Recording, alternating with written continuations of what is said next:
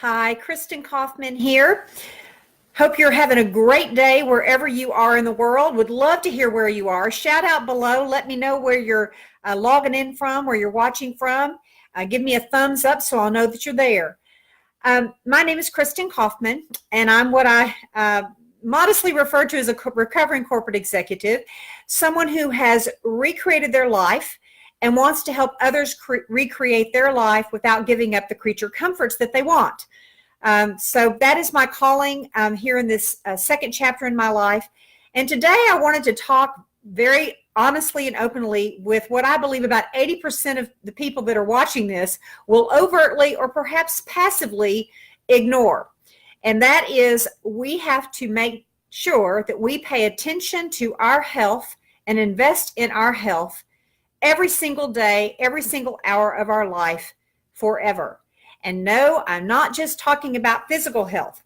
I know there's a big fitness boom. Everybody that I know is drinking green shakes and smoothies, and we do yoga and we run marathons and we do Pilates, and I believe in all of that. So that is the physical aspect of our life, which clearly our bodies are our vessel. So if we don't have a healthy body, then game over. So I'm absolutely a big proponent of making sure that we maintain and foster our health. Again, for those of you who don't know me, I've always been a health fanatic. However, I lost my father not too long ago, and I frankly gave myself permission to eat and drink everything that was bad for me, and I quickly put on 30-something pounds, and I had to get back on that regimen, which I decided to do in the latter part of last year, and I dropped 37 pounds, and I feel back like I used to feel, where I have more energy. I wear the clothes that I wanted to wear. And so from a physical perspective, I'm a huge believer in eating right, drinking, if you drink at all, in moderation, although that's hard because I like to have a good time like everybody else, but also just breaking a sweat every day, breaking a sweat doing something every day. So the physical piece goes without saying. Hey, Debbie. So that is the physical aspect of healthy. There are a couple of other healthy aspects that I think it's our sacred responsibility as human beings on the planet, as long as we're here, that we also make sure we pay attention to and we invest in. One of those is our spiritual and our mental health. I believe that we need to take time out for ourselves to be in touch with a higher power, however you define that, every day. My personal daily regimen is I get up in the morning and I meditate for, not forever, 20 minutes a day. I have a centering prayer exercise that I also do to be in touch with my higher power so that I'm centered and I become an instrument to spread love and joy and be in service to others on a daily basis.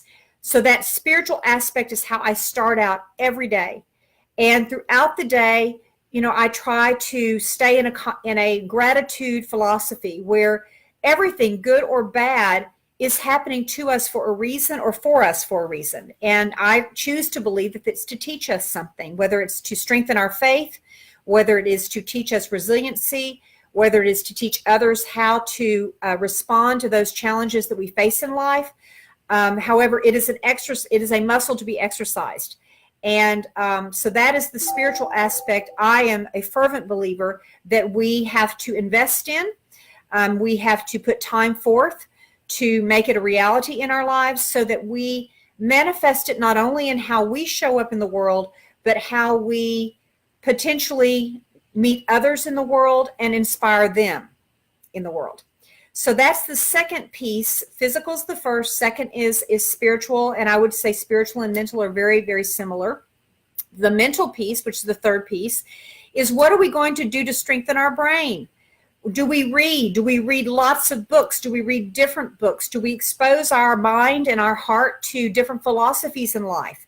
Rather than watching idle TV, which frankly I'm not a huge believer in at all, what can we do to expand our mind and to take advantage of all of the marvelous gifts that we've been given on this planet Earth? So that mental muscle also must be nurtured and invested in. And then the fourth leg of that stool, the first physical, spiritual, mental, and the fourth, from my perspective, is financial. What are we doing to make sure that we are good stewards of the income and or wealth that we are creating and or building in our life. We live on the earth, so it would be a very naive perspective to think that manna from heaven is going to fall and it's going to take care of us in our old age. We have to be stewards of our time on this planet, which means we have to invest prudently. We need to make sure that we engage in a very thoughtful and frugal way of enjoying the world. And I am not implying that we don't enjoy the world and we don't enjoy the creature comforts that I mentioned earlier in this video. Absolutely, that life is here to be enjoyed and relished and to be abundant in every way. However, we also own it. We have to be the ones to save and to be prudent and to be thoughtful in how we are preparing for the ultimate day where we won't be working as hard as we are. And there are a couple of thoughts that I have on that. I'm a huge believer in multiple revenue streams. Many of you who I've met with before, I've talked with before, know that I'm a big believer in multiple revenue streams.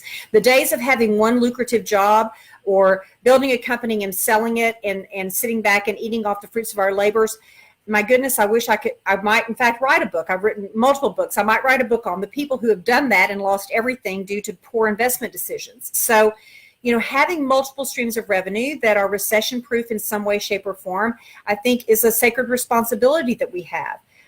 Having a residual revenue stream. So a revenue stream that comes in even after we've decided to not work as hard or to jump off the hamster wheel, the proverbial hamster wheel that I love to mention. We need to have a way to have income coming into us when we've decided not to clock in and clock out in whatever shape or form that might be. And so that financial stewardship is a very important aspect. I mean, my goodness, Dave Ramsey has built a tremendous following because of his belief, and I'm a big believer of his philosophies, of being stewards of our own financial health.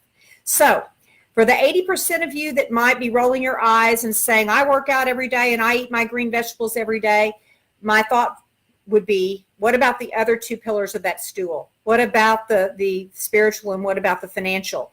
And for those of us who are financially working hard and saving and everything, then my question to you might be, are you taking care of yourself physically so that you'll be able to enjoy all of those beautiful things that you are manifesting and creating for your late in life enjoyment? So those are my 4 perspectives on what we have to invest in to make sure that we have health in our life. And for those of you who agree with this or perhaps have comments or thoughts of your own, I'd love to hear from you. Just comment below.